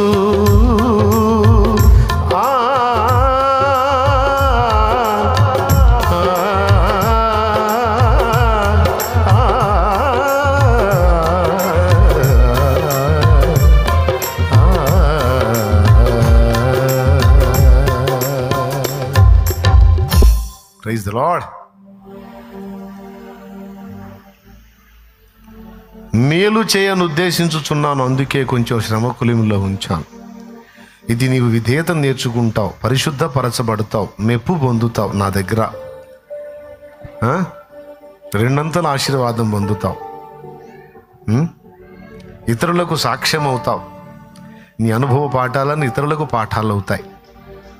అన్నిటికంటే శ్రేష్టంగా సొదొమ గొమొర్రాలు నాశనమైనట్టు నాశనం కాకుండా ఉంటావు నా కుమారి, నా కుమారుడా అంటాడు. ఇది ఫినిషింగ్ టచ్. దేవునికి స్తోత్రం కలుగును గాక. అర్థమైందా? ఇంకా చెప్పుకోవచ్చు. యేసు శ్రమలు మనకు దీవెనైనాయి, అలాగే నీవు నేను పొందే శ్రమలు ఇతరులకు దీవెనవుతాయి. బిడ్డ గుర్తుపెట్టుకో. షాలేం రాజు అనేవాడు పడ్డ బాధలన్నీ కూడా ఈరోజు ఇతరులకు దీవెనగా మారాయి. అందులోంచి ప్రసంగాలు వచ్చాయి, అందులోంచి పాటలు వచ్చాయి, అందులోంచి అనుభవాలు వచ్చాయి. అవి ఎంతోమందికి దీవెనగా నా తండ్రి చేశాడు. అమ్మా నాయన, ఈరోజు నువ్వు పొందుతున్న వేదనలన్నీ ఇతరులకు దీవెనగా కూడా మారతాయి. ఎంతమందికి అర్థమైందో నేను చెప్పే సంగతి? దేవునికి స్తోత్రం. నిజంగా అర్థమైతే 2 చేతులు ఎత్తి స్తోత్రం చెప్పండి, పెద్ద సౌండ్తో చెప్పండి. ఇంకొక్కసారి. అది కదా దేవునికి మహిమ. ఫైనల్లో నువ్వు పొందే శ్రమలు ఇతరులకు దీవెనగా, ఎందుకంటే ఇక అనుభవాలతో నువ్వు ఎంతమందిని ఓదారుస్తావో, ఎంతమందికి సాయం చేస్తావో, ఎంతమందిని ధైర్యపరుస్తావో, ఎంతమందిని పురికొల్పుతావో నీ సాక్ష్యంతో. రేపు ఎవరన్నా వచ్చి అక్క నేను దేవుడిని నమ్ముకున్నాను నన్ను తిడుతున్నారక్క అంటే, ఏమని తిట్టారమ్మా నిన్నంటే ఫలానా మాట అన్నారంటే, నన్ను నిన్ను తిట్టారమ్మా. ఈరోజు వాళ్ళందరిని ఏం చేశాడు దేవుడు? వాళ్ళందరి ముందు నన్ను కనపరచలా, వాళ్ళందరూ నా యొద్దకే వచ్చేటట్టు చేయాలా, వాళ్ళందరికీ నేనే హెల్ప్ చేసేటట్టు చేయాలా. నిన్ను కూడా అలా చేస్తాడమ్మా. భయపడకరా తల్లి అన్నప్పుడు గొప్ప ఆదరణ. ఆదరించగలుగుతావు, ఓదార్చగలుగుతావు, సాయం చేయగలుగుతావు, అర్థం చేసుకోగలుగుతావు ఎదుటోళ్ళని. అటు ఆయన్ని అర్థం చేసుకుంటావు, ఇటు మనుషుల్ని అర్థం చేసుకుంటావు. ఇవన్నీ వస్తాయిరా తల్లి. ఈ బాప్తిస్మం లేకపోతే అవి రావమ్మా నాయనా. వస్తాయా? నాకు దేవుని మహాకృపను బట్టి 3 బాప్తిస్మాలు అయిపోయినాయి, ఇచ్చాడు దేవుడు. ఇప్పుడు 3వ బాప్తిసం కొనసాగుతుంది. ఈ 3వ బాప్తిసం కంటిన్యూ కావాలంటే, ఇందులో కొనసాగాలంటే ఆ 2వ బాప్తిసం ఎప్పటికప్పుడు పొందుతూ ఉండాలి. మొదటి బాప్తిసం ఒకసారి పొందితే సరిపోద్ది. ఏం బాప్తిసం అది? నీటిలో ముంచడం బాప్తిసం. 3వ బాప్తిసం రెగ్యులర్ కొనసాగుతుంటుంది. ఎందుకంటే మనం ఫైనల్గా అక్కడికి వెళ్ళిన దాకా మనకు అది అప్పుడప్పుడు తగులుతూ ఉండాలి కాస్త. ఆ తగిలిని తట్టుకోవాలంటే 2వ బాప్తిసం అంటే పరిశుద్ధాత్మ బాప్తిసం పొందుతూ ఉండాలి. ఇది పొందితే ఆ శ్రమల బాప్తిసం పొందడానికి శక్తి వచ్చింది. ఆ బాప్తిసం పొందితే పరిపూర్ణం అవుతాం. ఏ బాప్తిసం పొందితే? పెద్దగా చెప్పండి మా, ఇంతసేపు కష్టపడ్డా కదా, థ్యాంక్ యూ. ఆ బాప్తిసం తట్టుకోవాలంటే 2వ బాప్తిసం. ఏం బాప్తిసం పొందాలి? పరిశుద్ధాత్మ బాప్తిసం. శ్రమల బాప్తిసం ఉందా? యేసయ్య పొందిన శ్రమల బాప్తిసం మనందరికీ రక్షణ కారణమైంది. మనం పొందే శ్రమల బాప్తిసం ఇతరులకు దీవెన కారణం అవుతాం. ఫైనల్గా మనం నాశనం కాకుండా ఉంటామమ్మా. సొదొమ గొమొర్రాలు అంత నాశనం ఎందుకయ్యారు తెలుసా? యెహెజ్కేలులో చెప్పాడు, కనికరము లేకపోవుట నిర్విచార సుఖస్థితి అన్నాడు. నిర్విచార సుఖస్థితి ఎంత ప్రమాదమో తెలుసా? అంటే ఏ బాధలు లేకుండా, ఏ సమస్యలు లేకుండా, ఏ ఇబ్బంది లేకుండా మనం అన్ని విధాలా ప్రశాంతంగా ఉంటే, మరి వింటున్నావా, ఇటన్నా చూస్తున్నావా? జాగ్రత్తగా నువ్వు ఏ శ్రమ, ఏ బాధ, ఏ ఒత్తిడి, ఏ ఇబ్బంది లేకుండా నువ్వు ప్రశాంతంగా ఉంటే నీ పరిస్థితి ఎలా అయిపోయింది అంటే సొదొమ గొమొర్రా వాళ్ళ పరిస్థితి అయిపోయింది. బాలు మొదలుకొని ముసలాళ్ళ వరకు ఎంత కామ వికారానికి లోనయ్యారంటే, లోతింటికి వచ్చింది 2 పురుషులైతే ఆ పురుషుల్ని కొట్టడానికి వెళ్ళారు వీళ్ళు. ఎంత కొవ్వెక్కి, ఎంత బరి తెగించి, ఎంత నీచానికి దిగజారంటే, ఎందుకు అలా అయిపోయారంటే యెహెజ్కేలులో చెప్పాడు, నిర్విచార సుఖస్థితి. ఇప్పుడేం జరిగింది తెలుసా? అదే రాత్రి తెల్లవారక మునిపే ఆకాశము నుండి దేవుడే అగ్నిని, గంధకాలను కురిపించి రాళ్లతో సహా బూడిద చేశాడు. రాళ్ళు కూడా బూడిదైపోయినాయి. ఎందుకంత కొవ్వెక్కిపోయారు వాళ్ళు? వాళ్ళ ముసలోళ్ళకి షుగర్ బీపీలు లేవు, వాళ్ళ ముసలోళ్ళకి మోకాళ్ళ నొప్పులు లేవు, దున్నపోతుల్లాగా ఉన్నారు. ఆ పిల్లలకి క్రమశిక్షణ లేదు. ఇక ముసలోళ్ళు బాలురు ఇట్ట అయ్యారంటే ఇక యవనస్తులు ఎంత ఎంత ఎంత నీచంగా ఉండుంటారు ఊహించండి. అందుకే ఒక్కడిని కూడా తప్పించుకొని ఇలా, అది కూడా టెండర్ డే టైం పెట్టలా, నైట్ పెట్టాడు. డే అయితే తప్పించుకుంటారుగా, డే అయితే పనులకు వెళ్తారుగా, నైట్ అయితే ఇంట్లో ఉంటారుగా. చూసావా? డేట్ పెట్టాడంటే మామూలుగా ఉండదు, కరెక్ట్గా పెడతాడు. సావు డేట్ ఎవరు భలే పర్ఫెక్ట్గా ఉంటుంది. ఎవడు పిల్లలు పెద్ద ఎవడు తప్పించడం లేదు. సొదొమ, గొమొర్రా, ఆద్మ, జెబోయిము, బెల 5 పట్టణాలు టెండర్ పెట్టాడు. లోతు వల్ల ఒక పట్టణం బతికిపోయింది, 4 పట్టణాలు స్మాష్. ఏమి మిగలనిలా. ఎందుకంటే వాళ్ళ కొవ్వు ఏ స్థాయికి పోయిందంటే, వాళ్ళు దేవుడే వాళ్ళ మధ్యలోకి వస్తే ఆయన్ని గుర్తించకపోగా ఆయనను వాళ్ళు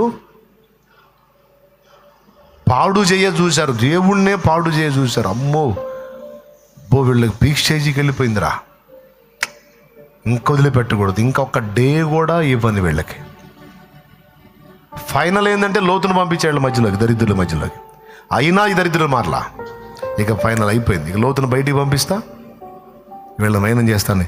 లోతును బయటికి పంపించాడు.